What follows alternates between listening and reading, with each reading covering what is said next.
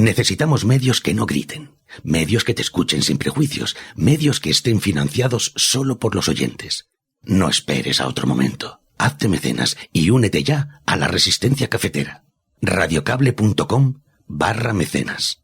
Hola, cafeteros. Mira, tengo 73 años y no me acuerdo cuándo descubrí la cafetera.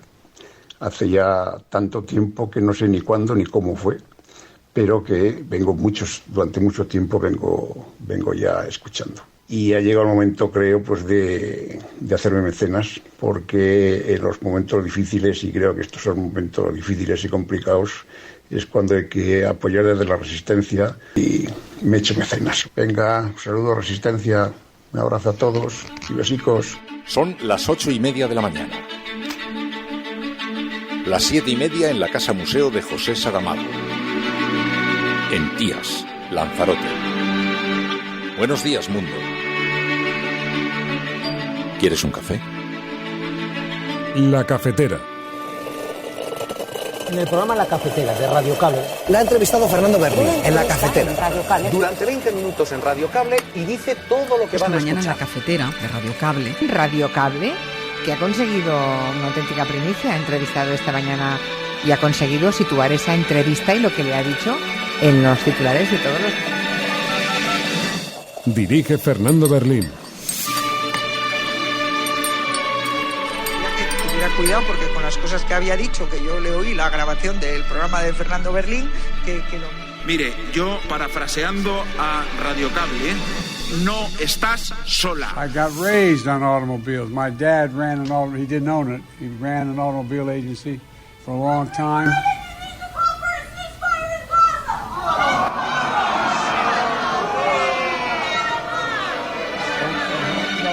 Chamado a decidir sobre o cenário criado pela demissão do governo, consequência da exoneração do primeiro-ministro, optei pela dissolução da Assembleia da República e a marcação de eleições em 10 de março de 2024.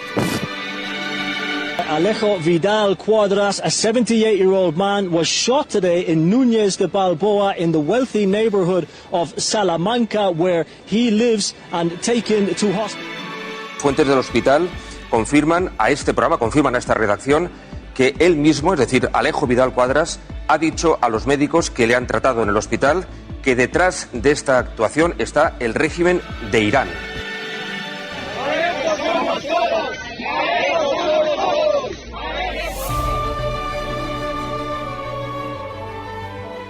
Han pasado 6 años desde el 2017 y el conflicto de fondo en Cataluña sigue sin resolverse.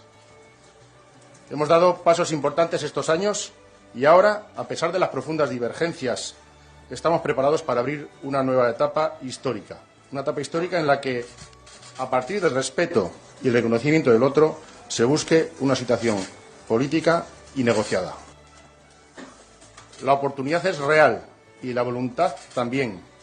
Las urnas nos han dado esa posibilidad y eso es lo que vamos a hacer.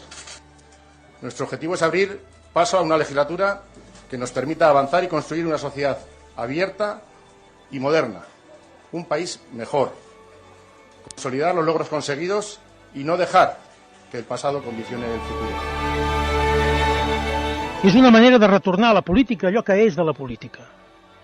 Una amnistia que no pot excloure tampoc les víctimes de la guerra bruta de les que l'estat espanyol mena contra l'independentisme des de fa anys, amb alguns episodis coneguts, però amb d'altres que coneixerem a través de les comissions parlamentàries creades per saber la veritat.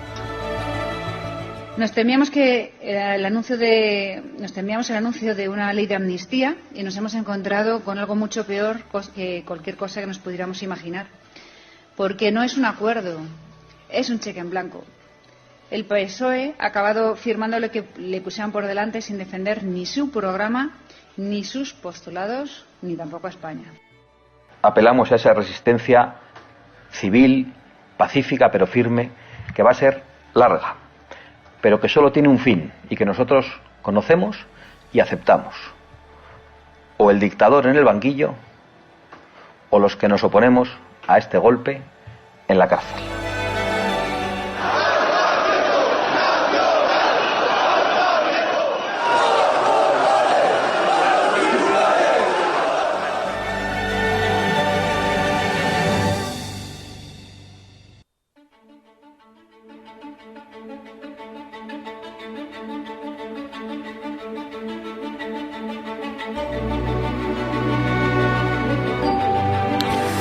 Ay, 10 de noviembre del año 2023, ya sé yo que hay días en los que uno preferiría quedarse en la cama o seguir de vacaciones, pero no elegimos la actualidad, los acontecimientos se suceden uno tras otro sin preguntar y se respira un clima que no es precisamente el más sosegado, a pesar de que desde este programa invitamos siempre a tratar de analizar la actualidad con un tono diferente, con el mayor de los sosiegos, con la mayor de las calmas. Bueno, muy buenos días a todos, lo vamos a intentar hacer y vamos a intentar resumir las noticias en una jornada en la que la crispación, la polarización, la confrontación, incluso frente a las sedes del Partido Socialista, pues no deja mucho espacio tampoco al desasosiego, pero ya veréis cómo encontramos algún lugar, porque además tenemos un montón de cosas aquí en la cafetera en esta mañana para contar, porque hoy es viernes y como los viernes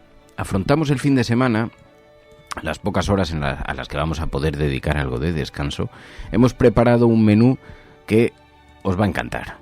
Para empezar, porque hoy tendremos invitados en la cafetera, vamos a hablar de series como hacemos los viernes y lo vamos a hacer hoy sobre una serie, La Mesías, en Movistar, con los Javis.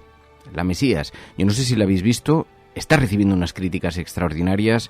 Los Javis se han convertido en uno de los autores ahora de cine, series más reputados en España. Firman esta nueva entrega, esta Movistar, maravilloso. Conversaremos en plata o plomo con ellos, largo y tendido, sobre esta serie, sobre cine hoy, sobre la presión que sufren muchas personas, por ejemplo, del colectivo LGTBI.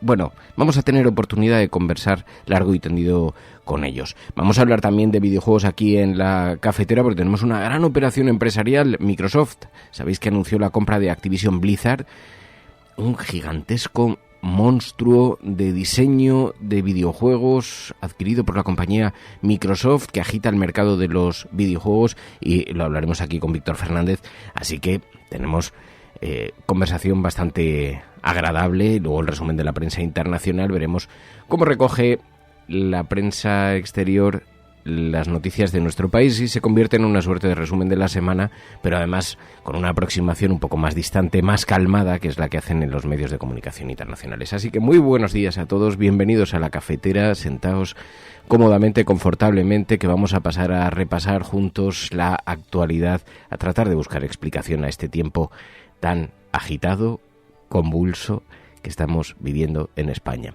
Todavía recuerdo cuando había alguien en el chat que decía, cada vez que Berlín diga convulso, chupito. Habéis visto que me he convertido en un auténtico adivino, en una especie de la bruja Lola. ¿Por qué otra cosa no? Pero convulsión tenéis para rato a elegir hoy en las portadas de los periódicos. Bueno, vamos a intentar analizar todo esto en una mañana en la que, como podéis suponer, en la materia nacional, pues el pacto finalmente ya anunciado entre Junts y el Partido Socialista acapara el protagonismo absoluto. Según El País, el PSOE y Junts pactan la investidura con una amnistía para el Prusés. Según La Vanguardia, el pacto del PSOE y Junts se propone resolver el conflicto histórico que se vive entre Cataluña y el resto de España, pero la prensa conservadora lo acoge con muchísimo enfado. El PSOE humilla al Estado, dice el periódico ABC, el periódico El Mundo dice Sánchez rinde el Estado a Puigdemont, mientras que La Razón, Puigdemont impone la amnistía, negociar el referéndum y el cupo. No es exactamente así porque en realidad lo que dice es que se van a abrir una serie de negociaciones. Está más, no es que imponga negociar el referéndum, es que cimenta la mesa bilateral entre cuyos temas están esos. Pero en todo caso, sea como sea, ahora lo vamos a explicar y lo vamos a observar con las informaciones sobre la mesa. Tenemos un montón de cosas que comentar, así que buenos días, mundo. ¿Quieres un café?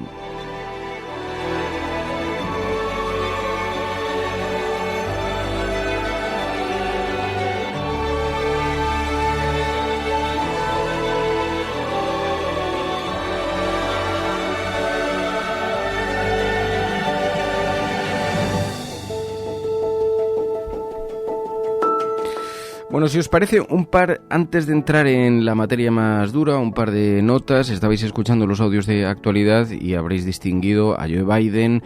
Ha habido dos contestaciones a preguntas de los periodistas que hoy son destacables en la página de Internacional, porque revelan cómo está el estado de ánimo de la política norteamericana respecto a la guerra de Israel en Gaza. Le preguntaban a Joe Biden en el aeropuerto a punto de tomar un vuelo sobre las sugerencias que hizo al gobierno de Netanyahu, y le preguntaba el periodista cómo siente que no se le esté dando respuesta a sus demandas. Biden dice: Netanyahu está tardando más de lo esperado en hacerlo.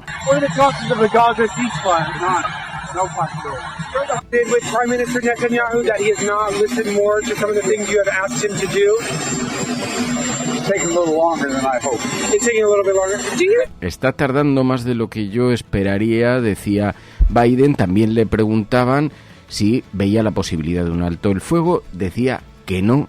En realidad él había pedido un tratamiento y aproximar la ayuda humanitaria. No está siendo atendido por el gobierno de Netanyahu. Mostraba su desencanto con esto, que ha tenido una cierta repercusión en la prensa norteamericana. Pero fijaos, estaba participando en un meeting, fue interrumpido al grito de alto el fuego en Gaza. I got raised on automobiles. My dad ran an automobile. He didn't own it. He ran an automobile agency for a long time.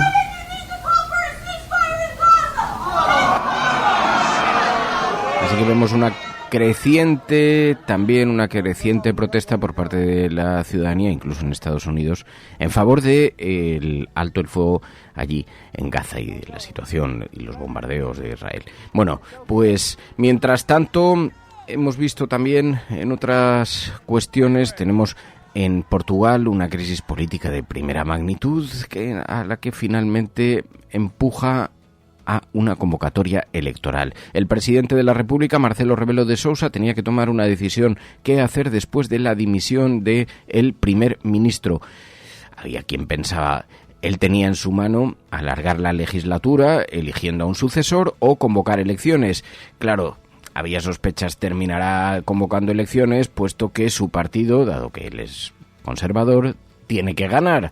Y el presidente no decepcionó a los suyos. Finalmente convoca elecciones para el mes de marzo en Portugal. Chamado a decidir sobre o cenário criado pela demissão do governo, consequência da exoneração do primeiro-ministro, optei pela dissolução da Assembleia da República e a marcação de eleições em 10 de março de 2024. Así que veis cómo está el escenario europeo. Bueno, mientras tanto, aquí en España, una enorme convulsión ayer cuando en un suceso francamente extraño, el político Vidal Quadras salvó la vida después de ser tiroteado en Madrid. Expresidente del Partido Popular en Cataluña, uno de los fundadores de Vox, Alejo Vidal Quadras, de 78 años, recibió un disparo en la cara cuando paseaba por el centro de Madrid. El pistolero, dice la policía, con una actuación muy profesional, huyó acompañado con otra persona en moto. No fue posible su detención. Esto ha tenido un gran impacto. Hubo quien se precipitó a buscar algún vínculo con la situación política en España, pero en cuanto empezaron a conocerse algunos detalles, incluso las propias palabras de Vidal Quadras en el hospital, se descartó la cuestión política y se empezó a dirigir las miradas hacia Irán. Ken, this attack happened earlier this afternoon in Madrid. What more do you know? Yes, Alejo Vidal Quadras, a 78-year-old man, was shot today in Núñez de Balboa in the wealthy neighborhood of Salamanca, where he lives, and taken. Tenía repercusión incluso entre medios de comunicación internacionales, porque la confusión de las primeras horas dio paso después al estupor. Desde el hospital ofrecían otra aproximación. ¿Quieres que le apunte, Sonsoles? Lo digo porque están corroboradas por la policía. Fuentes del hospital confirman a este programa, confirman a esta redacción, que él mismo, es decir, Alejo Vidal Quadras, ha dicho a los médicos que le han tratado en el hospital que detrás de esta actuación está el régimen de Irán. Lo que estábamos diciendo. El régimen de Irán. ¿Lo dice él mismo? Él mismo se lo comenta a los facultativos, que así lo han comentado a las fuentes policiales que se han personado en el Gregorio Marañón. Insisto, fuentes del hospital confirman... Ya sabéis que Alejo Vidal Quadras había sido la persona que, a través de la disidencia iraní, había conseguido fondos para la fundación de la formación política Vox. Esto fue explicado por el propio Vidal Quadras en el pasado, en una cuestión que siempre quedó envuelta en una nube de confusión. Y si a esto le sumamos la situación política en la que estamos, ya veréis que algunas personas en las redes sociales estaban apuntando precisamente a la casualidad, a la coyuntura de muchos de estos sucesos. Bueno, esto en todo caso provocó una enorme reacción entre la clase política, de condena. Muchos políticos publicaron mensajes en las redes sociales pidiendo que se investigase el caso, que se fuese hasta el final, deteniendo a los autores, como no puede ser de otra manera. Y ayer mismo manifestantes se concentraban frente a la sede del Europarlamento en Madrid al cántico de Alejo Somos Todos.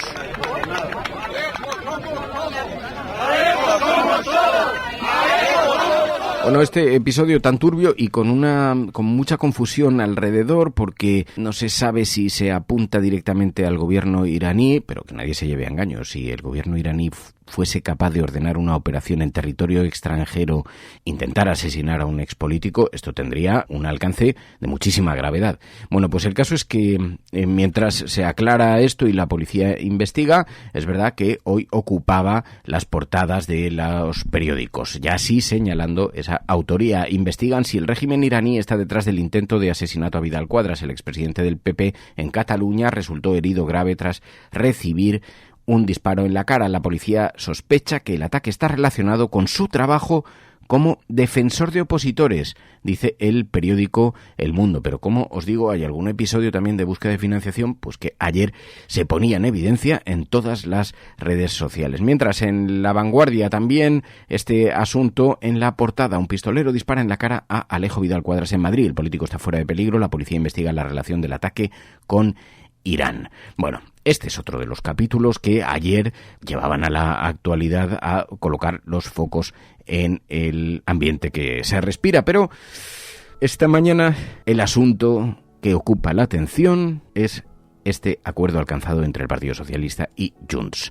Pactan la investidura con una amnistía para el procés. El texto incluye una mesa de partidos con un verificador internacional. Os lo había adelantado La Cafetera. La estabilidad de la legislatura se condiciona a cumplir lo acordado. Os lo había adelantado La Cafetera. Los firmantes explicitan sus diferencias al abrir una nueva etapa para Cataluña. También os habíamos dicho que sería incluido este capítulo de profundizar en la medida de lo posible en una negociación que pudiera conducir eventualmente a alguna suerte de referéndum, que es decir mucho y es no decir nada a la vez. Y mientras tanto, Feijóo compara la alianza con el 23F, con ETA, con el desafío soberanista catalán, y la calle se tensa. No ayuda precisamente los medios de comunicación. Esta mañana en el periódico ABC el PSOE humilla al Estado, en página completa, con una fotografía de el logotipo del Partido Socialista resquebrajado en su portada. Sánchez y Puigdemont sellan un acuerdo que entrega la amnistía total y acepta un mediador internacional, os lo habíamos dicho en La Cafetera,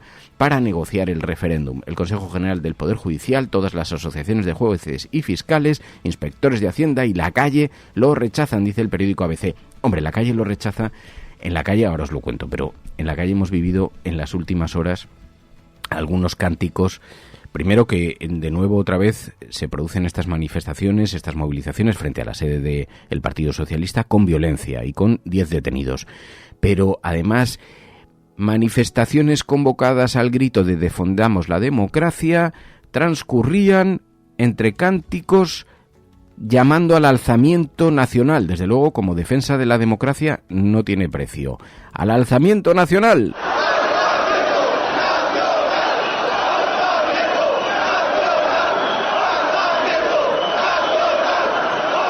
Y cánticos en la manifestación, incluso dirigida a los Borbones, a la Casa Real. Los Borbones a los tiburones, coreaban.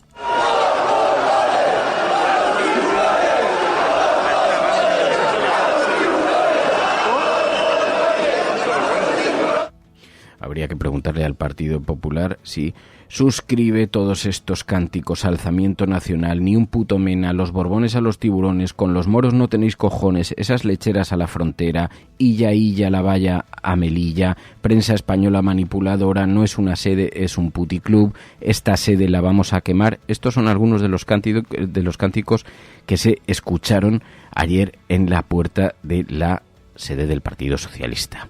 Mientras el Partido Popular decía que se convocaba a la movilización en las calles para defenderse de este golpe contra la democracia. Fijaos cómo elevó el tono. Incluso Ayuso, que el día anterior condenaba la violencia en las calles, y ahora, después de conocerse el pacto... Nos temíamos el anuncio de una ley de amnistía, y nos hemos encontrado con algo mucho peor que cualquier cosa que nos pudiéramos imaginar. Porque no es un acuerdo, es un cheque en blanco. El PSOE ha acabado firmando lo que le pusieron por delante sin defender ni su programa, ni sus postulados, ni tampoco a España. No hay ni una sola coma del credo independentista más rabioso que no se asuma. No hay una sola institución española que no se desacredite. La policía, los jueces, el Estado de Derecho entero, el Rey, el Parlamento, el Tribunal Constitucional, el propio PSOE. Cualquier español, empezando por los catalanes de bien, que son la mayoría, que tenga decencia, que conozca la historia y respete las leyes, ahora mismo no da crédito. España entera se debate entre el estupor y la indignación. Al firmar ese cheque en blanco, el PSOE asume la teoría independentista del conflicto histórico sobre el futuro político de Cataluña y se da por hecho que es una cuestión bilateral que pueden resolver dos partidos mediante un pacto privado. Bueno, por lo menos admite que se trata de un pacto privado, no de un pacto entre estados, porque cambia mucho la óptica y la aproximación. Dice el periódico La Vanguardia: el pacto PSOE-Junts se propone resolver el conflicto histórico. Cualquiera diría que esto le pilla por sorpresa a Isabel Díaz Ayuso. Ahora va a resultar que no había un conflicto histórico. Bueno, pues el documento, es verdad, se remonta a los orígenes de las reivindicaciones de Cataluña, y dice La Vanguardia que los dos partidos crean una mesa de negociación con verificador internacional, que es el texto incluye la amnistía y el compromiso de apoyar la investidura. Mientras tanto, por cierto, hay una entrevista en el periódico La Vanguardia a José Luis Rodríguez Zapatero. Con la amnistía se normaliza el diálogo político, dice Zapatero, el expresidente del gobierno, en la portada del periódico La Vanguardia. Bueno, ayer, en efecto, este pacto fue anunciado en esos términos por el Partido Socialista. Han pasado 6 años desde el 2017 y el conflicto de fondo en Cataluña sigue sin resolverse. Hemos dado pasos importantes estos años y ahora, a pesar de las profundas divergencias, estamos preparados para abrir una nueva etapa histórica. Una etapa histórica en la que, a partir del respeto y el reconocimiento del otro, se busque una situación política y negociada. La oportunidad es real y la voluntad también. Las urnas nos han dado esa posibilidad y eso es lo que vamos a hacer. Nuestro objetivo es abrir paso a una legislatura que nos permita avanzar y construir una sociedad abierta y moderna, un país mejor, consolidar los logros conseguidos y no dejar que el pasado condicione el futuro. Así que decían desde el Partido Socialista, anunciaban este acuerdo con el objeto, sí, de normalizar el diálogo político. Mientras tanto, Puigdemont también señalaba ese aspecto. Es una manera de volver a la política, decía. És una manera de retornar a la política allò que és de la política. Una amnistia que no pot excloure tampoc les víctimes de la guerra bruta de les que l'estat espanyol mena contra l'independentisme des de fa anys, amb alguns episodis coneguts, però amb d'altres que coneixerem a través de les comissions parlamentàries creades per saber la veritat. Perquè les víctimes tenim el dret a saber la veritat. I tenim el dret no només que se'ns repari la injustícia d'una persecució política denunciada per organismes internacionals, sinó que això no torni a passar. O que si passa, siguin els seus responsables els perseguits per la justícia y no pas ho siguem les víctimas. Y ponía énfasis Puigdemont precisamente en la persecución que dicen haber sufrido los independentistas después del 1 de octubre, también en materia judicial. Bueno, este es el documento, pero Feijóo hizo también una declaración institucional cuestionando desde el Partido Popular el acuerdo alcanzado con el Partido Socialista y poniendo en evidencia de forma muy tensa. Ahora lo escuchamos, pero fijaos, pone Isabel Díaz Ayuso porque el giro en el Partido Popular sosteniendo la tensión, la hipérbole, la exageración es extraordinario. Isabel Díaz Ayuso llegó a decir por la mañana en Antena 3 que estamos en una dictadura, que nos han colado una dictadura por la puerta de atrás. Y el camino, Susana, es entrar en una dictadura. Han estado con el señuelo de que viene Franco, la ultraderecha, el blanco y negro, nos van a meter a todos en casa, las mujeres en la cocina, y nos han colado una dictadura. Nos la han colado por la puerta de atrás y estamos al comienzo de ella. Y yo entiendo que la gente puede decir que exagerado, ¿no? Sobre todo porque cuando uno piensa exagerado, que no es así, claro, yo vas por la calle y todavía no te están viendo el DNI, claro, sí, no estamos en eso aún. Entonces, cuando uno piensa que es exagerado, pues vive en un mundo feliz, en el mundo de ayer. Así que, bueno, encendía las calles, a lo que le seguía también el presidente del Partido Popular. Si para ser presidente del gobierno alguien está dispuesto a ser un mero instrumento en manos del independentismo, la nación y sus ciudadanos tienen el derecho y el deber de hacer oír su voz. Cada vez hay más motivos para acudir a las movilizaciones. Convertía su comparecencia en una convocatoria para las manifestaciones, las movilizaciones. El Partido Popular decidido a seguir haciendo de la calle también su principal ariete político. Estamos ante un desafío a la democracia española que requiere la reacción de los demócratas españoles, sin distinción de ideología. La democracia nos debe unir una vez más. Quien aspira a dirigir la nación, tras ser derrotado en las urnas, se confabula con los que quieren mutilar nuestra nación. Hoy debemos decir con toda claridad que el Partido Socialista ha enterrado su tradición constitucionalista y que el independentismo puede sentirse protegido porque está en las manos del señor Sánchez.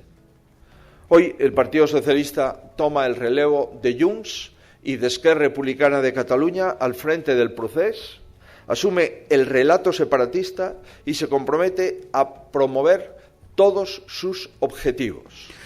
En realidad, las demandas a las que ha accedido el Partido Socialista estaban recogidas en el discurso que Puigdemont hizo en su primera comparecencia. ¿Os acordáis? Aquel que diseccionamos aquí en la cafetera y que permitía conocer por adelantado todas las reivindicaciones que se iban a hacer. Bueno, esto ha sentado muy mal en la derecha, ha caído como un jarro de agua fría, aunque también ya venimos señalando en estos días que no es más que una excusa para recuperar el poder. No está en juego, la investidura no es lo que más agravia al Partido Popular, es la recuperación del poder. Lo hemos tratado de explicar aquí una y otra vez con numerosos ejemplos, con numerosas pruebas sobre la mesa. El propio Partido Popular ha coqueteado con esa idea de la amnistía y en privado en particular reconocen que en el futuro puede ser beneficioso para ellos porque alguien tenía que desatascar esta situación que, por cierto, ha heredado el Partido Socialista de la etapa del PP. Pero, según el periódico El Mundo, Sánchez rinde el Estado a Puigdemont, la amnistía incluirá a los implicados en el procés y el lawfare para poder ampliarla a acusados por corrupción.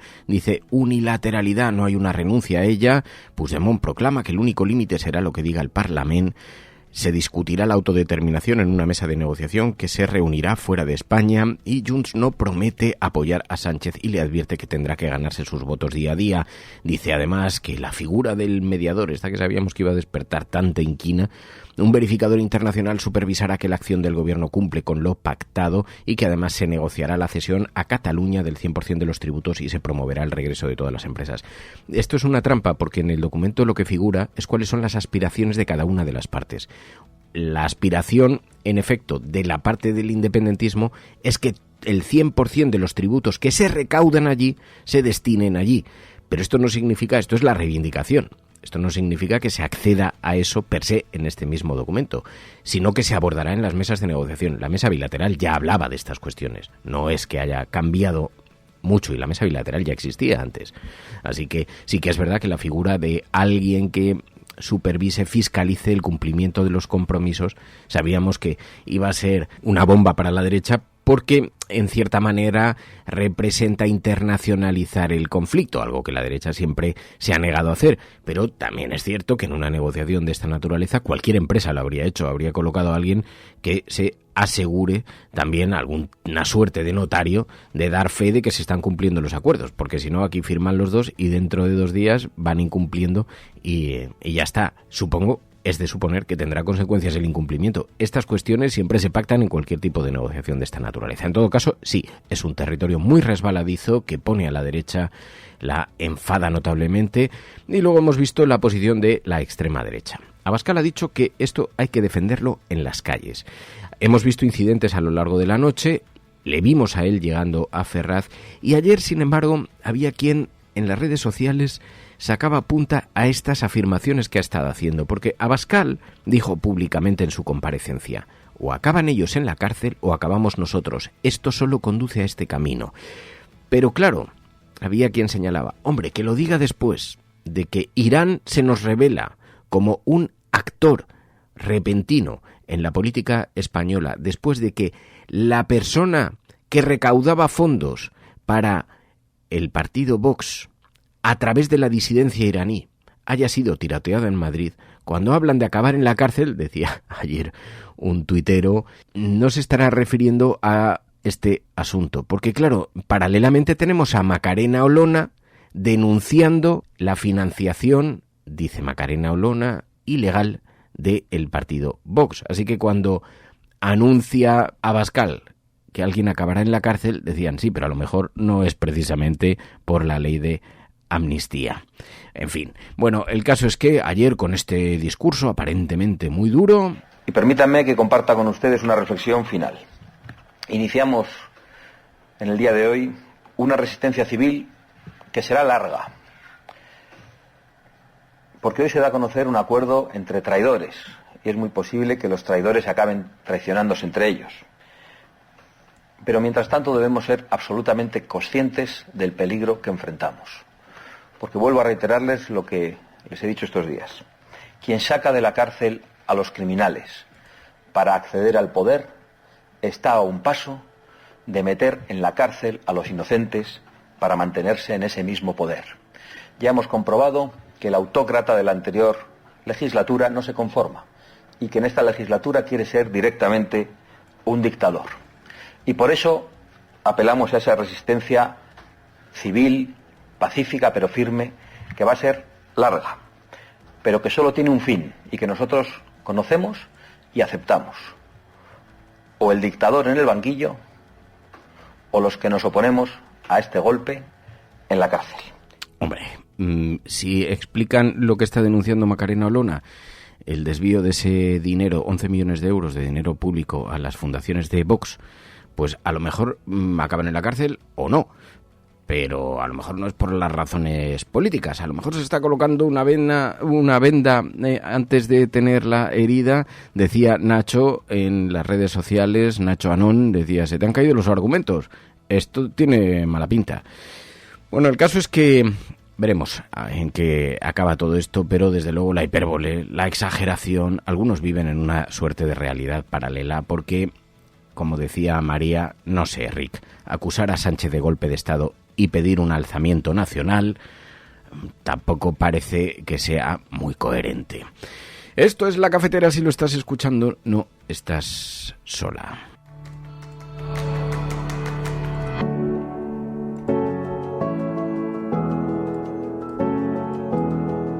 Los oyentes de La Cafetera sostienen este programa.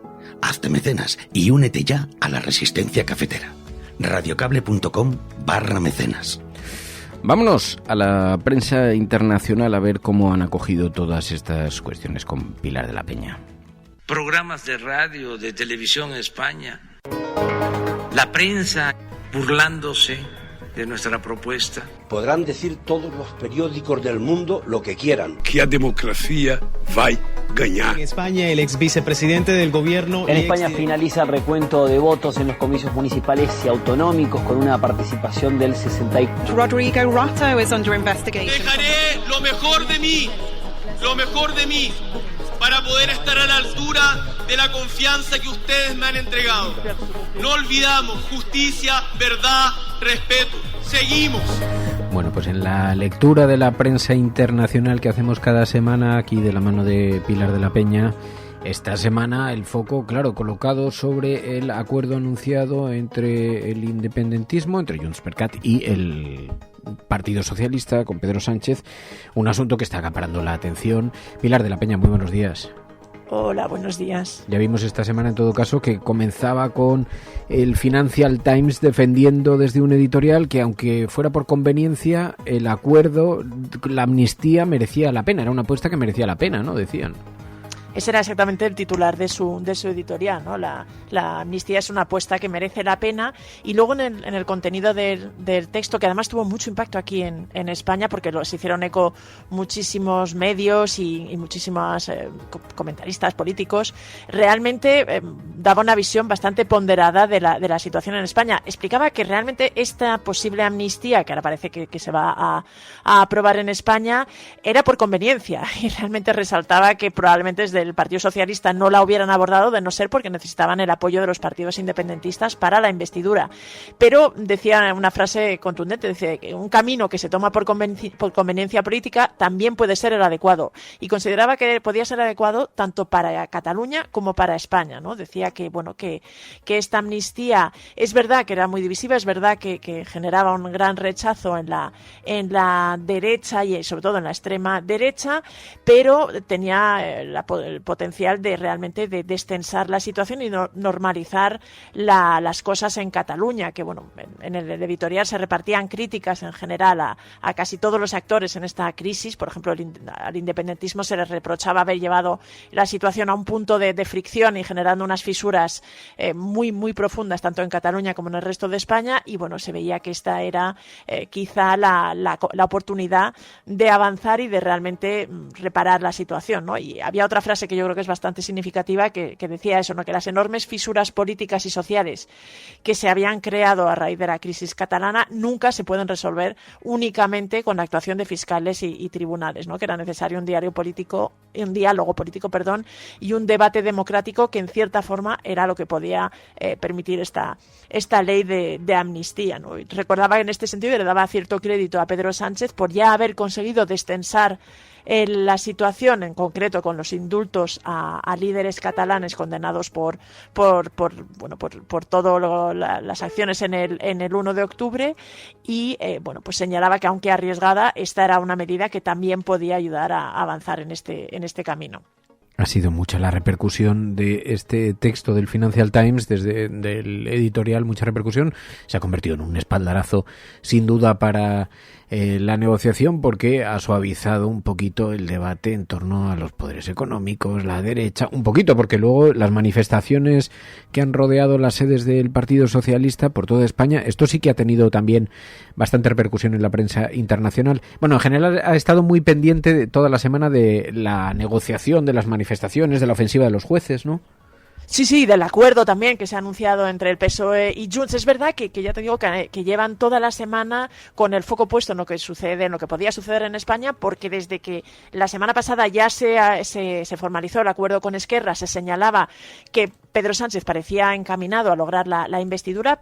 Ahora, con el acuerdo anunciado con Junts, que también es recogido por buena parte de la prensa internacional, que lo destaca como la confirmación de que casi todo indica, salvo que haya pues algún elemento que en el último instante dinamite los acuerdos, pues parece que todo indica que Pedro Sánchez va a volver a ser presidente de gobierno, y esto es un asunto que interesa mucho y que tiene mucho calado y mucha importancia en la prensa internacional. Pero es verdad que se han hecho eco de todo, ¿no? Desde las manifestaciones que han sacudido toda la semana ante la sede del Partido Socialista en contra de la amnistía, las manifestaciones incluso anteriores que se habían desarrollado en Madrid, en Barcelona, de forma más pacífica, pues también habían sido noticia, y estas en concreto con los incidentes han tenido bastante eco. Por ejemplo, Associated Press hizo una noticia que hablaba de las protestas que se volvieron feas, era un poco el titular, ¿no? Y que destacaba cómo cómo habían terminado en incidentes violentos. Libération, el diario francés, destacaba que la extrema derecha realmente se había desatado contra la amnistía y que pues había generado pues una serie de imágenes imágenes de enfrentamientos con la policía, de insultos, de quema de contenedores, de realmente una violencia que era bastante inusitada. Y lo que se destacaba es que en realidad esto lo que evidencia es que la derecha realmente está con mucha rabia. Hay una presión que se va a intentar hacer sobre el gobierno y sobre la posibilidad, sobre los independentistas también, para intentar que no salga adelante este acuerdo.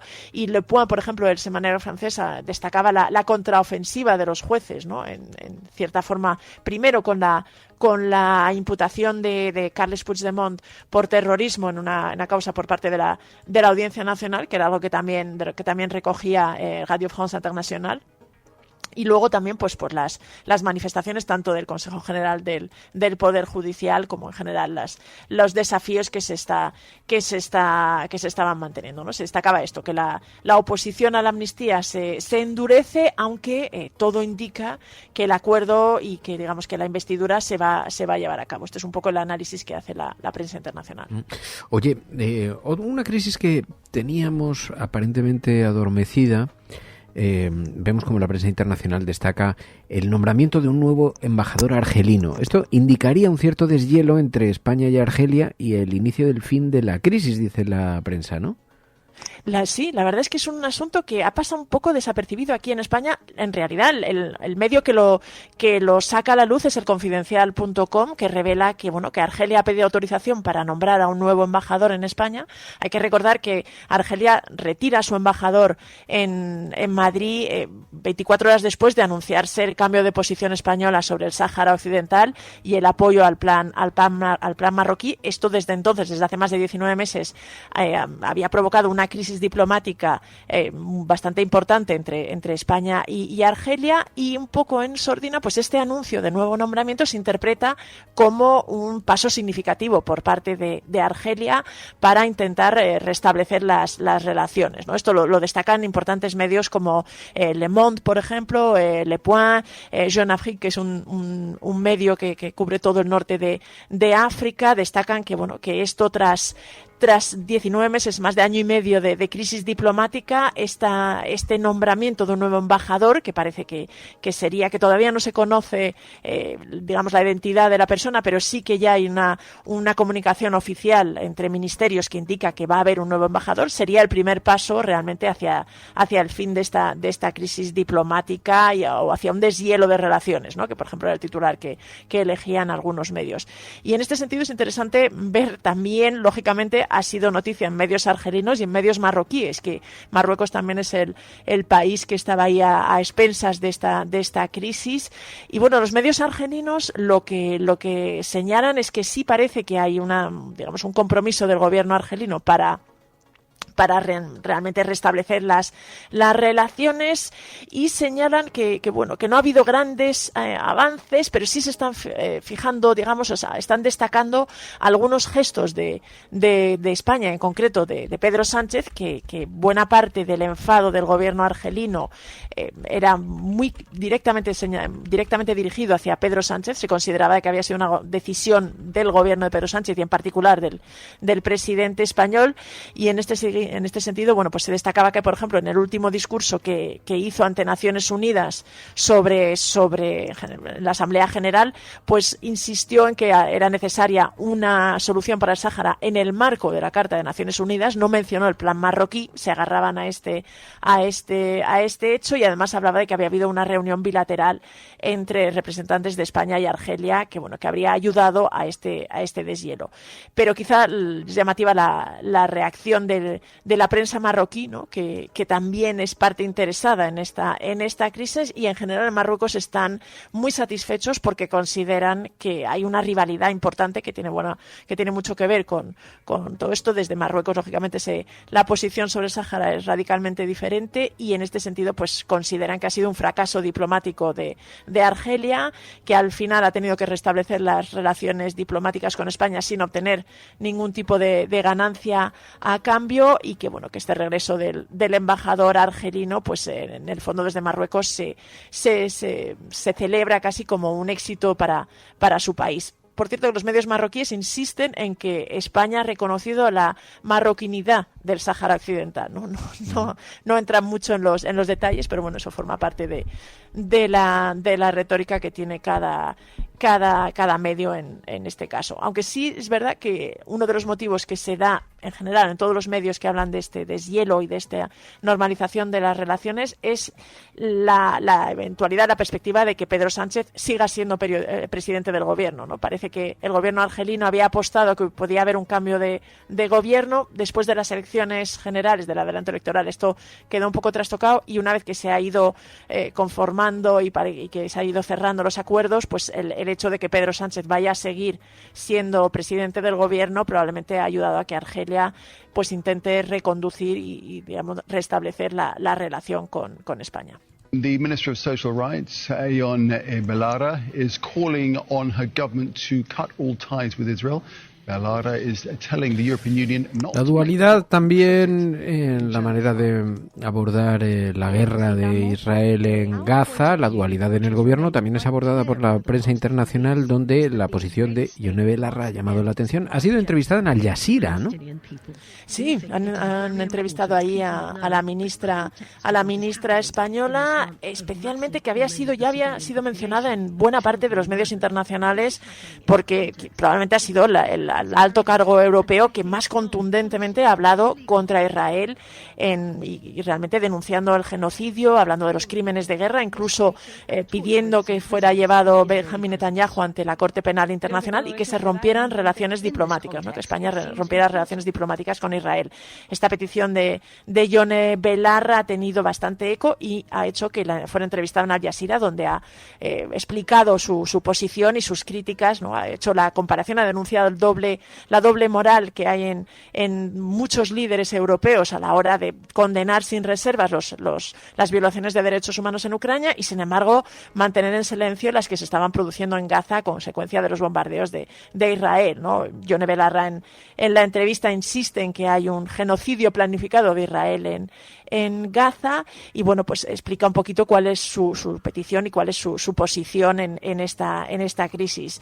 Y realmente Al Jazeera lo que también resalta es algo que ya hemos comentado esta semana, que realmente el gobierno español es el que está manteniendo una posición, digamos, de mayor sensibilidad hacia el pueblo palestino. Recuerda Al Jazeera que España tiene una importante población palestina que tiene unos vínculos y que en este sentido pues ha destacado, quizá junto con Irlanda, por ser las dos voces que con, digamos, más contundencia han pedido o han defendido la necesidad de también abordar esta crisis desde el punto de vista palestino. De hecho, se resalta que países como Francia o Alemania han prohibido las manifestaciones en apoyo de Palestina en esta crisis y en cambio en España se han producido libremente y se han producido con bastante asistencia, ¿no? Es decir, en este sentido tanto el punto de vista y la voz de Belarra como incluso la del gobierno español, que la propia Belarra dice en la entrevista a Al Jazeera que tiene una posición más digna que otros países europeos,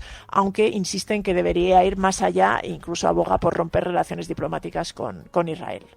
Claro, esta posición ambivalente del gobierno español es la que permite, como decía el exministro de Exteriores de Israel, Shlomo Ben-Ami, que España tenga una cierta distancia con el conflicto que le podría permitir incluso conducir unas conversaciones de paz o acoger una conferencia de paz como la que había propuesto el presidente del gobierno, Pedro Sánchez, porque es verdad que tiene una posición dual, no tan determinada, no tan contundente como la que tienen otros países europeos, ni tanto de apoyo ni de crítica, que le permitiría pues acoger, se observa con una cierta equidistancia, decía Shlomo Ben-Ami. Bueno, pues aquí hay un buen reflejo, desde luego, ciertamente la entrevista de Yone Belarra en Al Jazeera demuestra que las voces son escuchadas más allá de las fronteras. Este debate se ha escuchado más allá de las fronteras. Oye, también varios medios internacionales han destacado que los estibadores de Barcelona han decidido no cargar ningún barco que lleve material militar a Gaza, ¿no?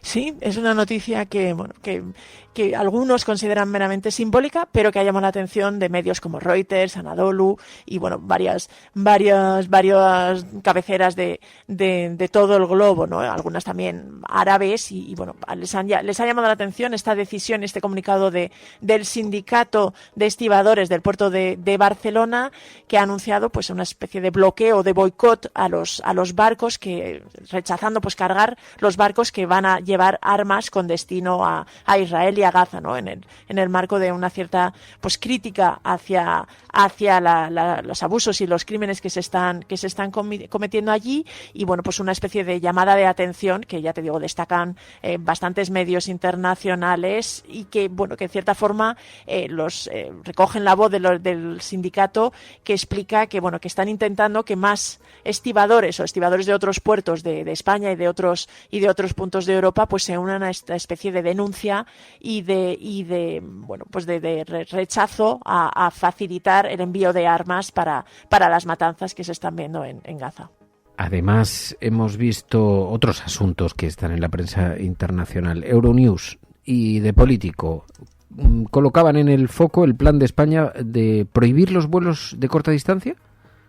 Sí, la verdad es que esto forma parte del pacto que se anunció entre el PSOE y Sumar hace ya un par de semanas, pero justo esta semana ha habido dos grandes medios como Euronews y The Politico que lo han destacado y que han profundizado un poquito en esta idea de prohibir, digamos, los trayectos en avión para los trayectos cortos, ¿no? Es decir, los desplazamientos pues entre ciudades como Alicante, Barcelona, Sevilla, Valencia, Madrid, pues que se hicieran en tren en vez de en avión, como una manera de reducir las emisiones de CO2. Ambos medios ponen de relieve que esta es una medida que España seguiría un poco a imagen de lo que se había hecho en Francia, ¿no? que había decretado una prohibición para este tipo de vuelos hace un par de años. Lo que sí destacan es que, bueno, aunque en teoría se trataría de una medida destinada a luchar contra el cambio climático, a reducir las emisiones, los ecologistas no están demasiado satisfechos porque, primero, explican que la prohibición en Francia ha tenido muy poco impacto en las emisiones, y consideran que además es meramente simbólica, ya que no incluye una serie de demandas más profundas, pues que tengan que ver con las conexiones suficientes y, en fin, con una serie de reclamaciones para realmente ser eficaz y reducir, digamos, las emisiones de CO2, pues bueno, que se quedaría un poquito a medias. Pero sí que es verdad que es noticia en algunos medios europeos. Bueno, pues esta es la imagen que proyecta esta semana España en el exterior, más allá de las caricaturas o de lo que se nos dice que se proyecta. Estos son los artículos que se escriben fuera y, por lo tanto, pues proyectan la imagen de nuestro país. Pilar de la Peña, gracias. Gracias a todas. Acabo de tener esta conversación con Dios.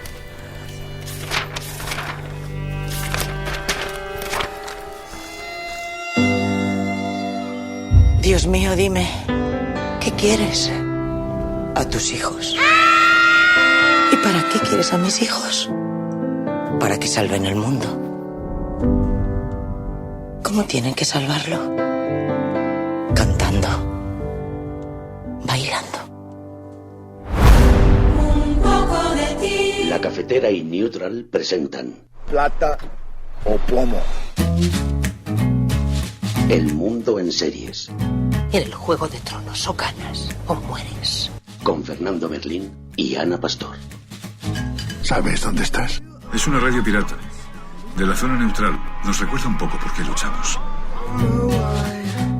La noche es oscura y alberga horrores. La noche es oscura y alberga horrores. Nada cambia de golpe. Si estuvieras en una bañera que se calienta poco a poco, morirías hervida sin darte cuenta. Estamos juntos. Somos un trío. ¿Nosotros vivimos románticamente juntos? Hola, habla con Walter White. Usted dijo que estaba casi muerto, ¿vale? Dijo que moriría en cualquier momento. Éramos capaces de ser y hacer todas esas cosas porque estábamos informados por grandes hombres reverenciados.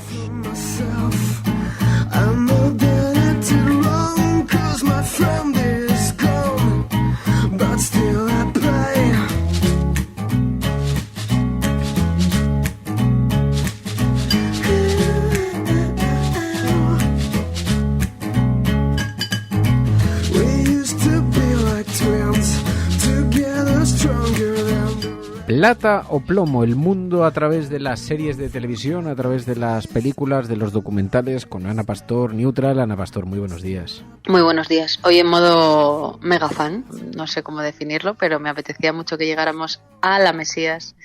Me apetecía mucho, y lo has conseguido, Fer, que estén escuchándonos los Javis, porque estoy entusiasmada con su nuevo proyecto. Es verdad que no soy muy objetiva, esto no me importa decirlo porque es sobre ellos, pero me apetece muchísimo. Javier Calvo, Javier Ambrosi, muy buenos días.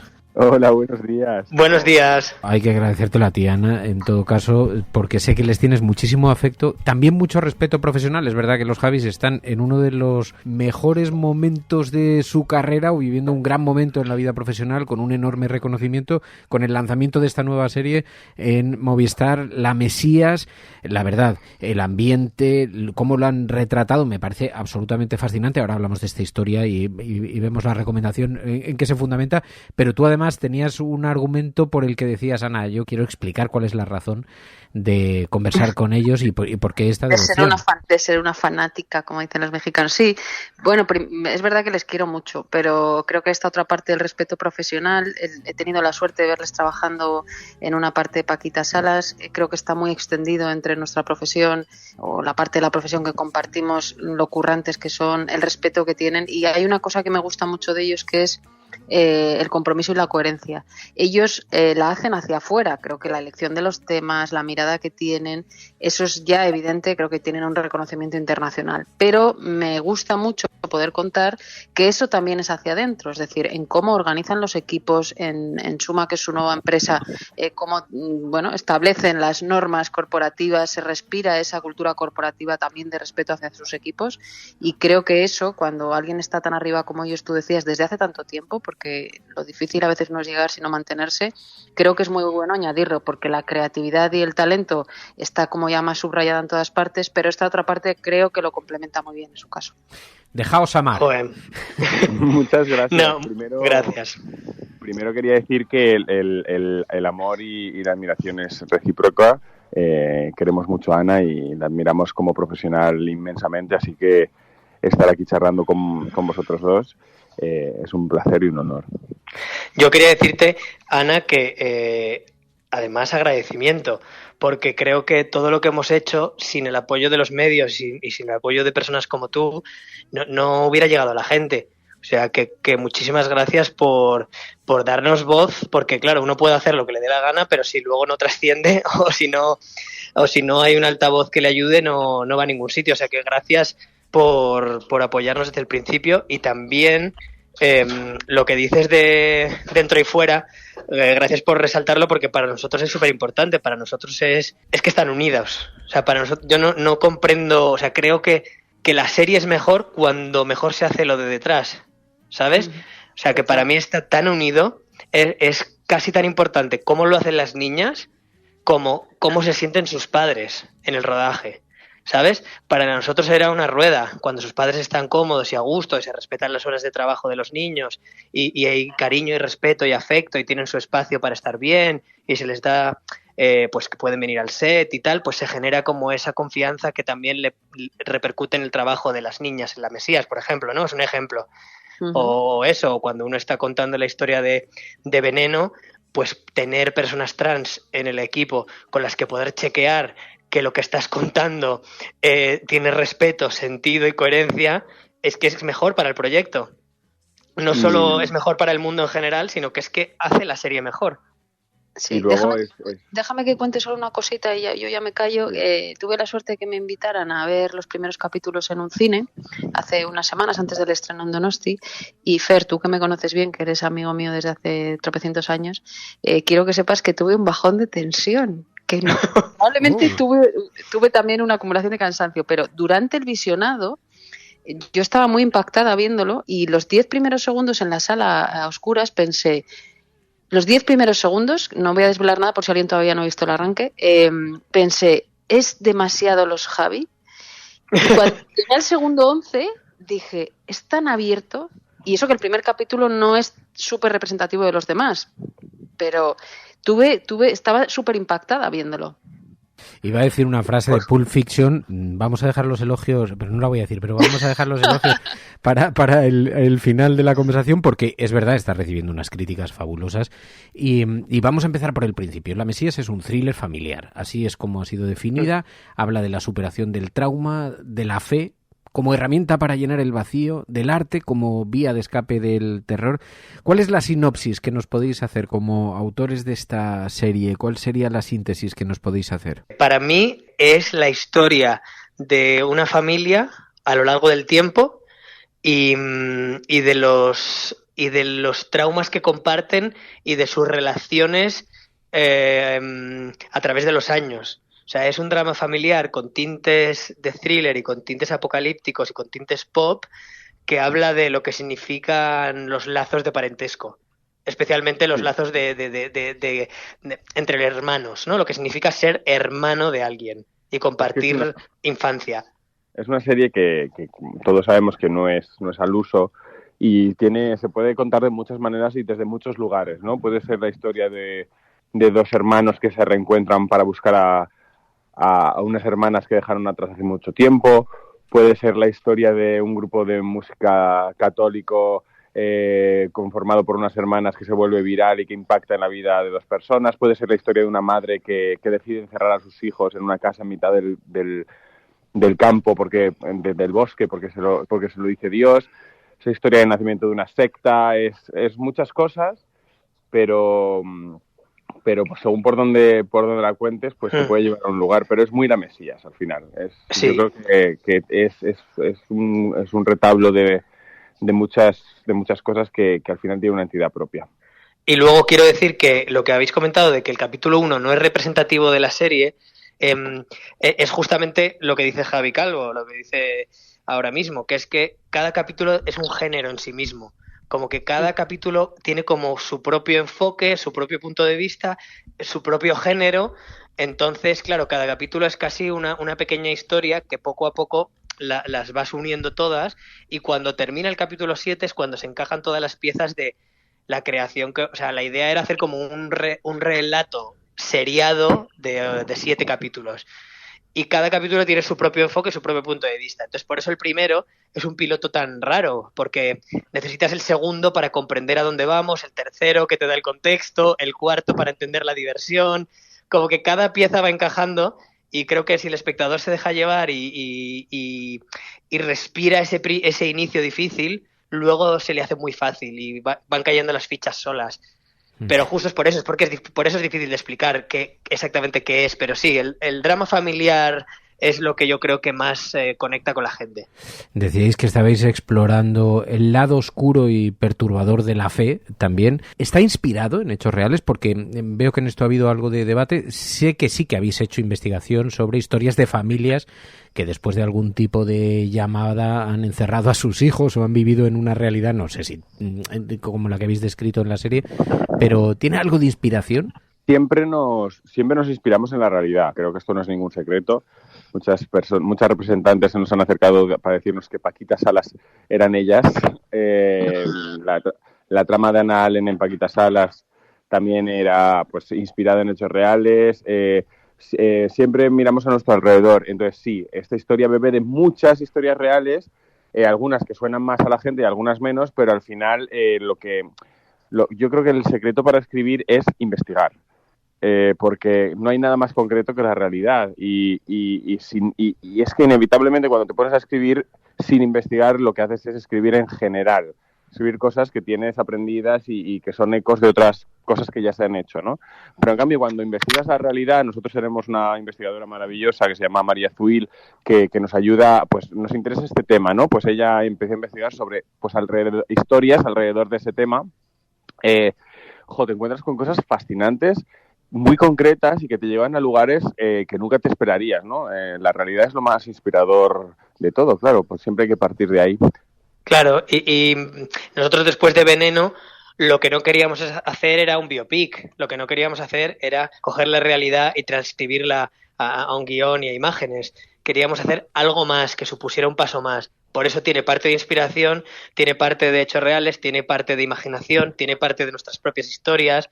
Es una mezcla, un collage de muchas cosas que lo que hace es, pues como lo que de repente pudo hacer Gus Van Sant en Elephant, ¿no? Pues cogió esa tragedia y se imaginó cómo, pasada por su filtro, cómo era la vida de esos alumnos en ese instituto, ¿no? Aquel día tan trágico. Es como algo que muchos autores hacen, o Pedro Almodóvar toda la vida, ¿no? En La mala educación empieza haciendo un homenaje a su manera de escribir, haciendo recortes de periódicos, ¿no? Y cogiendo recortes de periódicos y cogiendo y mezclando historias, y así es como él crea sus propios relatos, cogiendo de la realidad. O sea que el debate es muy fácil determinarlo, es que es nuestra manera de escribir, es parte además, investigación, parte real, parte inventada y parte de nuestra propia experiencia. No hay nada más pop que la realidad, o sea, cuando empiezas a investigar crímenes reales, es que siempre hay unos detalles tan divertidos, tan pop y tan locos que nunca en un cine convencional pasaría lo que pasa cuando tú ves un true crime o un equipo de investigación y hay detalles que dices, me meo de la risa con esto, ¿no? Como que la realidad es muy pop y a nosotros nos fascina el pop. Y de hecho, hay una cosa que hacemos Javi y yo cuando estamos bloqueados con alguna escena o no sabemos por dónde empezar una escena que es complicada, siempre intentamos investigar, hablar con gente, coger frases de alguien y empezar por esa parte de realidad, y a partir de la realidad ya vas tirando hacia tu ficción. Pero creo que lo que dice Javi, que es que la realidad es tan fuerte. Decíais también el clima ese de opresión que viven las hermanas, el micromundo ese, dicen, es de alguna forma el que hemos experimentado muchas personas LGTB, que tienes que huir de tu casa, de las personas a las que quieres, enemistarte con ellas para encontrar tu libertad. ¿Hay algo de eso también en el clima retratado? Claro, esa era la idea. Nosotros siempre empezamos cogiendo historias, uniéndolas, y luego intentamos encontrar dónde nosotros podemos proyectarnos como autores. Y en La Mesías yo creo que nuestra proyección personal está ahí, en esta mirada LGTB de personas que hemos crecido pensando que nuestro entorno no nos entiende y que miramos a nuestro alrededor y decimos, ostras, es que somos pecadores, o somos escoria, o no tenemos derechos, o, ¿sabes? Cuando iba yo al colegio y cuanto menos era pues eso, era una persona estigmatizada porque tenía pluma, ¿no? Y esto es lo que a mí me recuerda de la historia de La Mesías, cómo es crecer encerrado y decir, no, es que yo tengo que coger y escapar y volar, porque si no, no voy a tener posibilidades en la vida, ¿no? Si yo me quedo aquí encerrado, no voy a tener futuro. Y creo que eso es lo que compartimos. Y como esa vía de escape suele ser, bueno, lo hemos dicho muchas veces, ¿no? Suele ser una película que te cae en las manos, una película de Almodóvar que de repente ves, una canción de Madonna o de Britney Spears que de repente dices esto qué es y por qué me gusta tanto. O un capítulo de Farmacia de Guardia o de Médico de Familia que de repente se lanzaron a explicar lo que era la homosexualidad en los 90 cuando nadie lo hacía, ¿no? Y tú estabas ahí sentado como un niño de 11 años y de repente en Farmacia de Guardia salía un personaje de un chico gay, el amigo de los hijos, y te contaban lo que era. Y ni siquiera tiene por qué ser una película LGTB. De repente ves una película X y dices, joder, yo me quiero dedicar a esto, me quiero dedicar al cine, y esto no sé por qué me mueve a buscar más, ¿no? Más sí, o la literatura es justamente eso, es la ventana hacia lo desconocido, que no hace falta lo que dice Javi, que sea LGTB. Yo te sentabas a leer los libros de, yo qué sé, de las hermanas Bronte, y de repente ante ti se desplegaba un mundo que dices, no, bueno, pues no soy el único del mundo que se siente solo, ¿no? También Jane Eyre se siente sola. Bueno, yo creo que escuchándoles hablar y sobre todo la trayectoria que ya tienen, a pesar de su corta edad, otra cosa que me gusta mucho es el peso y la profundidad que aportan a todo. Estos días en Twitter me gustaba mucho cómo la gente había captado algunos guiños vuestros cuando está Macarena tejiendo, bueno, el personaje de ella de jovencita, tejiendo un vestido y resulta que es el mismo traje que salen cantando bajo la lluvia, sí, o los brotes de olivo. Hay un montón de referencias que estáis ahora mencionando en la entrevista, cinematográficas, que hablan de vuestro amor profundo a la creación. Fíjate, habéis dicho Farmacia de Guardia, Simpson, Nueva York, pues eso, cantando bajo la lluvia. Esto está muy presente también en vosotros. Sí, además, es que somos la mezcla de todo lo que hemos visto. Y no solo eso, sino Javi hablaba antes de la importancia de que todo el mundo, de que el equipo se sienta bien en el set, ¿no? También el equipo se siente muy libre para aportar. Nosotros entendemos lo que hacemos como una creación conjunta, y implicamos tanto al equipo en lo que hacemos que pues lo del vestido cantando bajo la lluvia pues es Ana López, ¿no? Nuestro vestuarista, que dice, ¿y por qué no hace este vestido? Y decimos, joder, qué buena idea, como que siento en lo que hacemos la pasión de todo el mundo y la sensación de estar haciendo algo importante para ellos, ¿no? Como que a todo el mundo que ha hecho esta serie le ha cambiado la vida de alguna manera. Y yo esto, fíjate que es una aseveración atrevida, ¿no? Pero sé que es verdad. Sé que a todos nos ha cambiado un poquito. Y eso, es muy especial a la hora de hacer un proyecto, sobre todo en este momento en el que se hacen muchos, que pasan ni pena ni gloria y que son un trabajo más, ¿no? Ser capaz de crear algo que para todos sea importante, para todos los que lo hacemos, es muy bonito. Y en este caso, ese vestido era una aportación de Ana López, que dijo, me inspira tanto lo que estamos haciendo que propongo, ¿no? Propongo cosas nuevas. Claro. Nosotros, por ejemplo, lo que hacemos para trabajar en equipo es, desde el principio, desde las lecturas de guión, plantearle a todos los departamentos nuestras dudas. Pues digo, este capítulo no me acaba de convencer esta parte, no sé qué, nuestras referencias, de repente les escribimos un mail gigante con todas las referencias sin ocultarlo. Es decir, pues hemos sacado esto de aquí, esto de aquí, esto de aquí, esto viene de este lado, nos abrimos mucho y contamos, esto es una anécdota que me pasó a mí, esto tal, y yo creo que eso genera una sensación de grupo real que hace que la gente pues quiera aportar y que, claro, que de repente tengamos un arte, un Roger Bellés que ha hecho un arte que te desmayas, ¿no? Y que hace su mejor esfuerzo porque comprende perfectamente. Y aparte, cuando tú le compartes, fíjate, esta escena no me convence, creo que no la he escrito muy bien o que creo que hay algo que le falla, todos los departamentos se vuelcan para encontrar algo mágico que te pueda ayudar a ti a agarrarte como director, ¿sabes? O sea que creo que somos también muy abiertos con nuestra verdad, con nuestros errores, con nuestros aciertos. Y eso se ve mucho también en el casting, o sea, estamos hablando más del equipo de guión, de arte. A mí el grafismo me vuelve loca. El otro día Calvo, que eso es sopa. Calvo no me ha contestado el mensaje, le pregunté quién os lo había hecho. Eso es sopa, es la agencia Sopa que trabaja con Movistar. Pues la agencia Sopa que trabaja en Movistar y que hacen todo lo de Movistar y que hacen muchas cosas son, un equipo excelente. Y son los dibujos de las niñas, de verdad. No, es increíble. Pero es que en el casting también se ve esto que estáis contando. O sea, lo de Ana Rujas es increíble. Bueno, la aparición de Albert Pla o de Cecilia bueno, y luego yo tengo mi corazoncito con Macarena, pero es que Lola Dueñas, Amaya, Roger, o sea, todo me parece que es un acierto y muy coral a la vez, porque podríamos decir quién es un protagonista, pero también te generaría dudas, ¿no? Ya, eso, es que como pensamos todo con esta idea de grupalidad, luego pasa eso de que al final luego dices, ¿quién hace la promo? Pues nosotros, ¿sabes? Porque la gente no sabe bien, porque no sabe dónde mirar. Dice, es que me gusta me gusta el otro, me gusta tal. ¿Quién me puede hablar del proyecto? Como que estamos todos al servicio del proyecto. Y yo creo que eso lo entienden los actores desde el principio hasta las más estrellas. O sea, Cecilia no tuvo problema de venir. ¿Que tengo que ir 2 días? Voy 2 días. Y lo voy a hacer lo más que pueda. Pero ya desde Paquita yo no he tenido miedo a pedirle cameos a gente para un segundo, ¿sabes?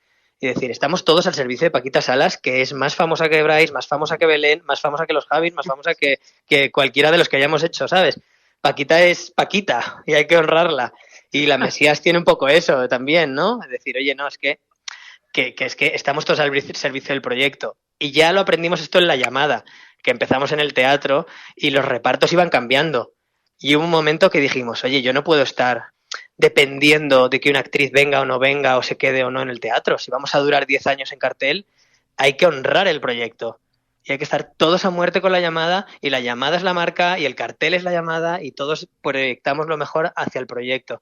Y si los actores van y vienen, pues oye, hay que aceptarlo para que permanezca, ¿no? Entonces yo creo que es esa sensación de que el proyecto es muy importante y los actores lo entienden desde el principio y juegan y lo disfrutan, y creo que por eso brillan tanto, porque dicen, voy a darlo todo para que el proyecto sea guay, no solo para destacar yo, que creo que eso a veces pasa en algunos proyectos, que hay un actor guay y se ha llevado todo y los demás son, ¿sabes?, están un poco ahí a verlas venir. Me pareció la columna de Manuel Javois, que era extraordinariamente cariñosa con el proyecto, le había fascinado, y dice, es que voy a dar la orden, no se puede estar convenciendo todo el rato a alguien, hay que dar la orden, tenéis que ir a verla, mírenla y ya está, es tan absurdamente buena, tan ridículamente buena, que no merecería ni la pena comentarla, decía. Vosotros habéis sugerido que es el proyecto más ambicioso, más reposado y también más complejo que habéis afrontado. ¿Por qué? Bueno, yo creo que quien haya visto la serie entenderá por qué es ambiciosa. Son muchos personajes, muchas épocas. La historia es una historia que se va desenvolviendo a su ritmo, que tienes que confiar en la historia. Bueno, en un capítulo montamos una rave, un festival cristiano, montamos una secuencia de 15 minutos. Luego en el capítulo 5 ya sabéis el final que tiene, o el plano secuencia que hacemos todo con niñas alrededor de una mesa, como que nos lo hemos puesto difícil. Hemos dicho, y además que no te lo pones difícil en solo un capítulo, ¿no? Como hay muchas películas que son increíbles, pero claro, pues a lo mejor es la escena final la que es imposible, ¿no? Es muy difícil y dices cómo lo han hecho, ¿no? Aquí el reto que nos hemos puesto es que digas cómo lo han hecho, capítulo tras capítulo, secuencia tras secuencia. Y claro, así pasa, que me he hecho mayor yo en este año, que de repente me digo que me ha pasado. Es que ese plano circular en la mesa, en mitad de una tensión brutal, creo que es el capítulo 4, si no me equivoco. El capítulo 5 es cuando... sí. Es tremendo, pero además... Es brutal. Mira, me decía Noemí López Trujillo, que es una periodista que creo que aquí todos admiramos y queremos. Ella, su familia pertenecía a los Testigos de Jehová y entonces tuvo, digamos, una separación de ese mundo muy dura, ¿no? Y estos días ella escribía en redes que habéis hecho una cosa muy bien, que es no ridiculizar, por un lado, ni siquiera en la parte esotérica, ¿no? del arranque, y que eso da mucha calma a la gente que ha habido procesos duros también, ¿no? De cuando te arrancan o te tienes que arrancar tú de un lugar, y eso también está ahí en la serie. Ya, era lo que intentábamos. Intentábamos hacerlo con mucho cariño, pero sí dejando claro lo peligroso que puede ser. Porque creo que uno puede a veces pecar al intentar justificar a los personajes y quedar buenista. Y la serie no es nada buenista. La serie señala claramente lo peligroso y lo irreversible que puede ser una madre así. ¿Sabes? O lo irreversible que puede ser, en mi caso lo digo abiertamente, lo irreversible que siento que es que a mí durante muchos años se me haya señalado como que la homosexualidad era un pecado. Eso yo lo intento subsanar todos los días, pero voy a llegar a los 40 y no lo he conseguido. O sea, que realmente es irreversible. Yo creo que la madurez de este proyecto es que hasta ahora sí que hemos que esta historia está tratada con mucho cariño, pero hay una distancia a la hora de contar la historia, ¿no? Como que hemos intentado ser menos maniqueístas y ponernos y poner la cámara observa, ¿no? Lo que pasa y tú sacas tus propias conclusiones, y creo que eso es lo que la hace más dura, más áspera y más seria también, ¿no? Como creo que eso es algo que queríamos hacer y que hemos conseguido, que haya una distancia con respecto a lo que puedan pensar los autores, ¿no? Lo que pensamos existe y está ahí, pero la cámara lo observa y deja que el espectador saque sus propias conclusiones. Y todo esto teníamos ganas de hacerlo como autores, pero hay que darle las gracias a Movistar Plus, de verdad, la confianza absoluta, porque hacer una serie tan grande como nos han permitido hacer y dejándonos ser tan libres es algo muy excepcional. O sea, realmente nos han dejado hacer un piloto que funciona cuando ves el 2, lo cual cualquier plataforma diría, no, el 1 tiene que ser, no, nos han permitido hacer un piloto que es medio raro y que se complementa con un segundo piloto espejo. Nos han permitido que pongamos el dinero en cosas como el tiempo de los niños o en cosas a lo mejor más intangibles que a lo mejor cualquier plataforma dice, oye, pues no es un proyecto tan grande, ¿no? Y han entendido todo perfectamente y nos han dejado poner nuestro punto de vista, ser libres, meternos con el tema que nos ha dado la gana a saco, ser duros, utilizar los recursos como queramos. O sea, realmente sin alguien detrás que nos haya permitido eso hubiera sido muy difícil. Pues igual esa ha sido la fórmula del éxito. Ellos son los Javis, reconocidísimos autores, guionistas, directores en esta industria cinematográfica de nuestro país. Javier Calvo, Javier Ambrosi, gracias de corazón. Muchísimas gracias por esta charla y por este rato con vosotros. Gracias. Ana, te quiero. Te queremos, os queremos. La Mesías en Movistar. Ana Pastor, muchas gracias. Muy, muy interesante recomendación, la verdad. Bueno, es fácil esta recomendación, así que es duro de ver y muy necesaria. Así que nada, un abrazo a todos. Plata o plomo. El mundo en series. En el Juego de Tronos, o ganas o mueres. Con Fernando Berlín y Ana Pastor. ¿Sabes dónde estás? Es una radio pirata. De la zona neutral. Nos recuerda un poco por qué luchamos.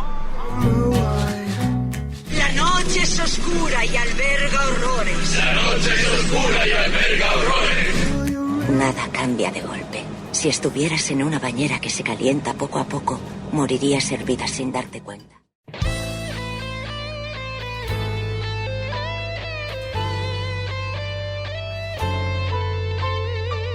Peggy 18.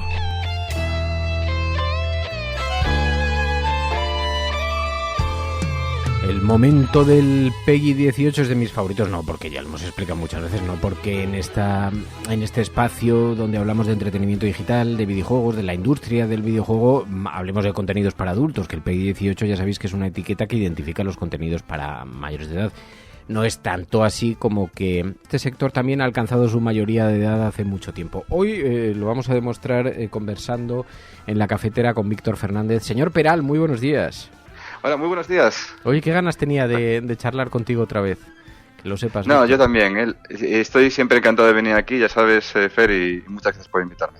Pues te lo agradezco mucho porque además estos días, claro, tú sigues muy de cerca la actualidad del sector de la industria, de los videojuegos, también porque estás tú mismo en esa industria.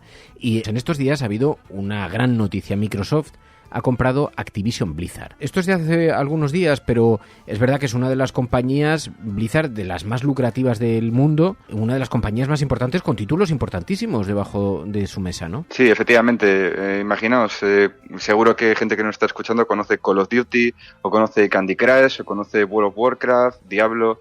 Es una compañía titánica y una de las compañías más lucrativas del mundo del videojuego. Sin ir más lejos, los ingresos que tuvieron durante el año fiscal 2022 están cerca de los 8.000 millones de dólares, o sea que es una compañía titánica. Es una burrada. La han comprado además por una cantidad gigantesca, ¿no? Sí, la cantidad ha sido, en este caso, casi 70.000 millones de dólares. Y fíjate, no es únicamente la compra más grande de compañía de videojuegos alguna que se haya hecho nunca, sino es la compra más grande que se ha efectuado nunca de compañías tecnológicas. Es decir, Microsoft ha soltado la cartera y se ha gastado un dineral en esta empresa. Y claro, obviamente porque hay un interés muy grande en controlar buena parte de lo que es el audiovisual del futuro, ¿no? Que es el tema de el juego en la nube y todo esto. Claro, hay compañías que se han sentido perjudicadas, grandes productoras también de videojuegos, la propia Sony es una de las compañías perjudicadas, y todo esto ha estado envuelto también en acusaciones dirigidas un poco por la competencia, pero acusaciones de monopolio, ¿no? El riesgo del monopolio. Sí, efectivamente. Hay una compañía que es efectivamente Sony, que en este caso, bueno, para que la gente se haga la idea, Microsoft es dueña de la marca Xbox, la consola Xbox, y digamos que Sony y Sony PlayStation es su más directa competencia. La compra, en este caso de Activision Blizzard, atenta un poco contra los intereses de Sony, porque uno de los juegos que más dinero da a Sony todos los años es Call of Duty. Por cada Call of Duty que se vende en una PlayStation, Sony cobra un 30% en concepto de royalties por, digamos, alojar ese juego en su plataforma. Entonces, claro, imagínate qué pasaría si de repente, pues, un juego que vende muchísimos millones al año, pues Microsoft dice, bueno, ahora que es mío, ya no lo saco nunca más para PlayStation. Y ese miedo ha suscitado que esta compra tardara mucho en ejecutarse finalmente. ¿Por qué? Porque los organismos de control de competencia de los diferentes países estuvieron mirando con lupa que aquí no se produjera ningún tipo de monopolio. Y Sony tiene mucha influencia en varios países, ¿no? Y ya te puedes imaginar, ¿no? Prácticas lobistas y todo eso. Lo que se comenta es que hubo presiones en determinados países de Occidente, en concreto Unión Europea, Reino Unido y Estados Unidos, para intentar frenar esto o intentar pararlo. Pero bueno, finalmente pues no ha funcionado porque entiendo que los lobbies de Microsoft deben ser mejores. Claro, estamos hablando de unas industrias que generan unos recursos extraordinarios. Yo no me canso de decir aquí en la cafetera, para gente que escucha esto y que no es aficionada al mundo de los videojuegos o que sigue pensando que todavía es una cuestión pues que pertenece al segmento más joven, que hagan una reflexión. El sector de los videojuegos, en datos de hace 3 o 4 años, es una industria que genera unos 175.000 millones de dólares. Para que se hagan una idea, el cine genera 12.000 millones. Es decir, es una industria del entretenimiento de tamaño gigantesco, de tamaño hercúleo, ¿no? Así que, bueno, el caso es que vemos esta gran operación, también con acusaciones de monopolio. Ha habido en algunos países, incluso donde han tenido problemas, en el Reino Unido, ¿no? Sí, en el Reino Unido ha habido problemas. Fue el único país donde se denegó inicialmente la compra. Y esto se sucedió porque, bueno, básicamente lo que acusaban a Microsoft o lo que sospechaba el organismo de la competencia del Reino Unido era que ellos podían ejercer algún tipo de monopolio en lo que es el videojuego en la nube. El videojuego en la nube, para que la gente nos pueda entender, es poder jugar a un videojuego a través de Internet, sin necesitar una consola, mismamente desde teléfono móvil, ¿no? Entonces, esto es una tecnología que Microsoft está impulsando con un servicio que se llama Game Pass. La cosa es que, claro, ellos ven a Microsoft muy posicionado por encima de toda la competencia actual que existe en ese sector, que es un sector en crecimiento, y temían que el hecho de tener tantas nuevas IPs, nuevas licencias de videojuego en su plataforma podría desplazar mucho a la competencia. En ese sentido, Microsoft lo que hizo, pues para intentar que aprobaran su compra y tal, es que cedió todas las licencias de Activision Blizzard a Ubisoft, que es una compañía europea, ¿no? Entonces, ¿qué pasa? Que básicamente es, bueno, fijaos, para que no veáis que yo acaparo todas las licencias de software aquí, le voy a dar permiso para publicar estos juegos también a Ubisoft en un servicio en la nube. Y así está un poco la cosa. Entonces, ahora han aprobado la compra gracias a ese cambio, ¿no? Pero en este momento sí que es verdad que Microsoft tiene un control muy grande con esta gran compra de lo que es las licencias más importantes de videojuegos en Occidente. Claro, y Microsoft es una compañía que siempre ha recibido muchas acusaciones de prácticas monopolísticas, ¿no? Con lo cual, que esto entre de lleno de cabeza en el mundo de los videojuegos también plantea, en el mundo de los videojuegos ya estaba, pero plantea también algunas dudas, ¿no? Sí, desde luego. Y la cuestión es que, bueno, hay gente preocupada por cómo va a evolucionar el sector, ¿no? Estamos en un punto ahora mismo en el que, digamos que el juego en la nube, jugar sin una consola, sin un PC, es algo que es incipiente en este momento. ¿Quién sabe si a lo mejor en el futuro, de 5 años, 10 años, pues es la forma prioritaria de jugar? No lo sabemos. Entonces, claro, Microsoft quiere mover ficha antes que nadie para tener ese terreno ganado y poder liderar ese segmento y potencialmente el sector, claro. La cosa es que también hay otro tema que se desliza, ¿no? En este momento, la empresa que más ingresa por videojuegos del mundo es una empresa china llamada Tencent, que es un gran gigante asiático. Y la cuestión es que dicen las malas lenguas, que un poco en cuanto hay ciertos intereses políticos y tal en Estados Unidos para que exista un gran contrincante un poco por toda esta escalada que se está produciendo entre los dos países, ¿no? Entonces, bueno, esto ya es un poco para que lo pillemos con pinzas y tal, pero se comenta que de alguna forma el hecho de que se haya facilitado en algunos países la compra, la adquisición de esta gran compañía es precisamente para favorecer que exista ese gran contrincante occidental a la amenaza china, ¿no? Claro, es brutal que eso se traslade también a la industria de los videojuegos, ¿no? Esto que dices de los videojuegos en la nube, claro, porque también ahí hay una batalla bastante intensa. Hemos visto cómo Stadia cerraba, lo cual a mí me pareció una auténtica pena. Creo que fue una buena operación de cierre. Lo digo yo, que era cliente que jugaba a través de la nube con Stadia y de pronto pagaron a los usuarios los juegos que tenían en su cartera, les devolvieron el dinero, nos devolvieron el dinero, al final nos quedamos hasta con el mando. Fue una operación de cierre, pero porque quizá estuvieron demasiado pronto en la industria. ¿Es posible? Yo creo, Fer, que lo que falló es el modelo de negocio, porque, claro, en el caso de Microsoft, ellos tienen una suscripción, ¿no? Imagínate, tú pagas, creo que son 13 euros al mes y tienes acceso a un catálogo de juegos en la nube también que puedes jugar tranquilamente. En Stadia el problema que había es básicamente que tú tenías que comprar juego a juego, pagar el precio completo del videojuego y entonces, claro, eso limitaba de alguna forma tu acceso a tanto contenido, ¿no? Yo creo que el parte de fracaso de Stadia es que Microsoft fue muy agresiva. Microsoft está cobrando muy poco dinero por un servicio que te aporta muchísimos juegos. Entonces se retiraron por eso. Pero la tecnología de Stadia es una tecnología muy buena y Google, parte de los intereses que tiene es venderle esa tecnología a otras empresas para que compitan potencialmente con Microsoft o lo que sea. Entonces hay una gran guerra tecnológica, no solo en cuanto a los contenidos, como hablábamos de la compra de esta empresa, sino también en cuanto a la tecnología que hay detrás de eso, ¿no? Claro, porque la plataforma online de Microsoft es la que se llama Cloud Gaming, Xbox Cloud Gaming, ¿o cuál es? Sí, es Xbox Cloud Gaming, que forma parte de un servicio que se llama Game Pass. Game Pass.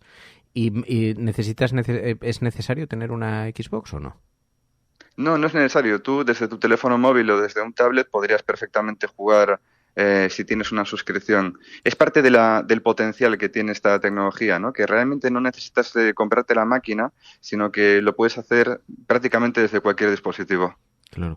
Oye, luego ha habido algunas noticias también relacionadas con esa compañía que han suscitado bastante debate, porque resulta que el CEO de Activision Blizzard también ha estado envuelto en algunos escándalos de acoso sexual, ¿no? Sí, efectivamente, el CEO de Activision Blizzard, Bobby Kotick, que va a seguir a los mandos hasta que termine este año, luego ya pues lo van a cesar con el tema de la adquisición y demás, estuvo envuelto en escándalos de acoso sexual y no solo eso, sino que digamos que esa especie de forma de pensar o cultura de empresa se ha exportado a varios de los estudios que forman parte de Activision Blizzard. De hecho, la propia Blizzard, que es parte de Activision Blizzard, tuvo unos escándalos gravísimos de cuestiones de acoso sexual, hasta el punto de que esa empresa pues ha sido investigada y bueno, ha habido muchos problemas con ello. Parte de la responsabilidad de Microsoft con esta compra o parte de cómo nos lo están vendiendo es que ellos van a acabar con todas esas situaciones y van a limpiar estas empresas, ¿no? Pero bueno, la verdad es que es llamativo que todo esto lo sepamos, porque esto lleva sucediendo muchos años, que lo sepamos pues hace relativamente poco. Es bastante grave. Bueno, pues él es Víctor Fernández, nuestro Víctor Peral. Te lo agradezco muchísimo, Víctor, de verdad, de corazón. Cuídate mucho, un abrazo muy fuerte. Un abrazo, muchas gracias.